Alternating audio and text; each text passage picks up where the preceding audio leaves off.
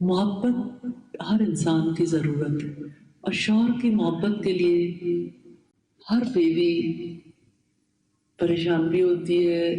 اس کی چاہت بھی ہوتی ہے، اس کے لیے اس کی ایفرٹ بھی ہوتی ہے۔ عام طور پر لوگ یہ سمجھتے ہیں کہ جس وقت ہم شوہر کی محبت کے لیے بنے سنورے، گھر کا خیال رکھیں، بچوں کا خیال رکھیں یا فیملی کا خیال رکھیں تو شوہر کی محبت مل جائے گی، تو ملنی تو چاہیے اتنی ایفرٹ کے بعد، لیکن ضروری نہیں ہے، کیونکہ کوئی اپنے دل کی محبت کا مالک نہیں ہے،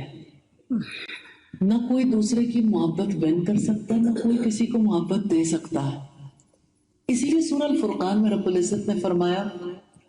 والذین یقولون، رحمان کے بندوں کے بارے میں کہ وہ کہتے ہیں ربنا ہب لنا من ازواجنا، اے ہمارے رب ہمارے رشتہ ازدواج میں محبت پیدا کر دیجیے۔ وہ محبت اللہ دیتا ہے، رب دیتا ہے، یہ اللہ کے اختیار میں ہے۔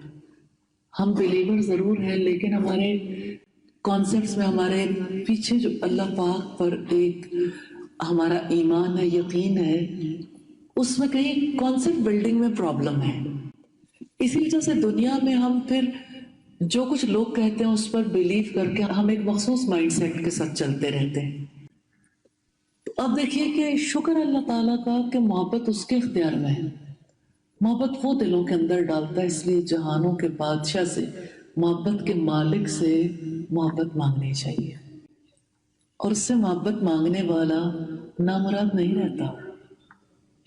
وہ محبتیں دیتا ہے، اور وہ دیتے ہوئے کبھی گھبراتا نہیں ہے، کیونکہ اس کے دونوں ہاتھ کھلے ہوئے ہیں، وہ جو کچھ بھی عطا کر دے اس کے خزانوں میں کمی نہیں آتی، تو یہ تو اس کی رحمت ہے، وہ بے شمار اور بے پناہ دے سکتا ہے۔ اس لیے اس دعا کو اپنی روٹین میں شامل کر لیں، ربنا ہب لنا من ازواجنا وذریاتنا قرۃ اعین، اے ہمارے رب ہمارے رشتہ ازدواج میں محبت پیدا کر دے، اور ہمارے